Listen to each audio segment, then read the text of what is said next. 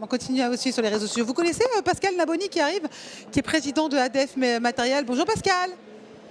Regardez, vous allez vous saluer, c'est ça aussi le big, on se rend compte. Alors il vient du banque. Bonjour Pascal, vous connaissez Emmanuel et Maximilien? C'est Akemia, ils sont pleins d'espoir et ça fait vraiment plaisir. Vous êtes lyonnais, un lyonnais à Paris, ça se dit ou pas? Oui, c'est ça. Vous cassez les frontières. De la région Auvergne-Rhône-Alpes, mais Avec un micro, ce serait préférable. Ça sera mieux avec le micro. Voilà. Donc vous êtes le président d'ADEF Matériel. Tout à fait. C'est une ETI. C'est devenu une ETI par le regroupement de beaucoup de PME que nous avons acquises en France, mais beaucoup à l'international aussi. Alors, colle, film, adhésif, isolant pour l'industrie, vous employez 750 personnes, énorme, et réalisez un chiffre annuel de 200 millions d'euros, ça va? Oui, on essaie de... la vie.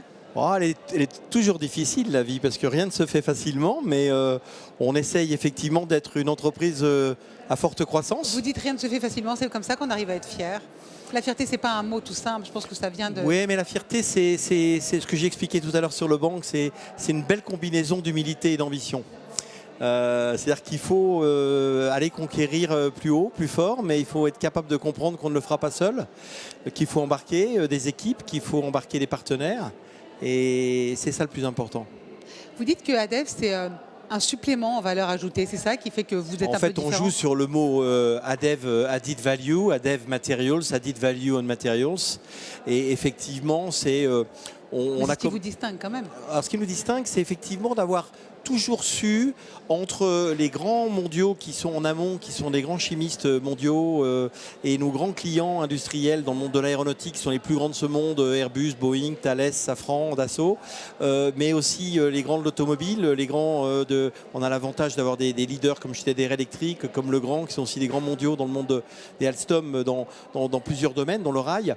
Et donc ces grands-là nous ont amenés à, par leurs attentes d'être toujours dans des conditionnements les plus aboutis sur leur chaîne de valeur, d'avoir grandi en prestations, en valeur ajoutée, en service. Et donc nous avons effectivement pour eux développé des solutions sur mesure et nous sommes en permanence tirés par leur innovation et nous contribuons nous-mêmes à leur innovation. Oui, mais justement, parfois ça va très vite. J'imagine qu'il y a une pression supplémentaire, surtout avec les enjeux actuels de la filière.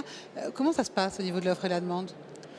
Alors, aujourd'hui, effectivement, on est passé, on va dire, très vite d'une pression sur le monde de l'offre, la supply comme on dit, à une pression sur le monde de la demande. Bon, les entrepreneurs que nous sommes ont été habitués à vivre avec des crises. On considère que dans toute crise il y a naissance, donc il faut qu'on rebondisse sur ces sujets-là, parce que autrement on passe son temps à se plaindre et c'est pas ce que font la majorité des gens sur le banc aujourd'hui, ici à Big.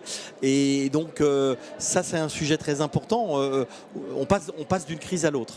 Il y a encore 6 mois, on se posait la question de savoir comment on trouvait des containers, des transports, des matières premières, de l'énergie. Et aujourd'hui, notre sujet, c'est comment la demande de nos grandes industries n'est pas affectée, soit par la géopolitique, soit par l'économie, soit par des problématiques d'inflation pour la construction, de transition de marché comme l'auto ou comme le power qui sont en pleine mutation. Je comprends toutes vos interrogations, d'ailleurs tous les entrepreneurs les ont, mais alors vous tranchez direct dans le vif, vous passez de questionnement stratégique à acquisition directe.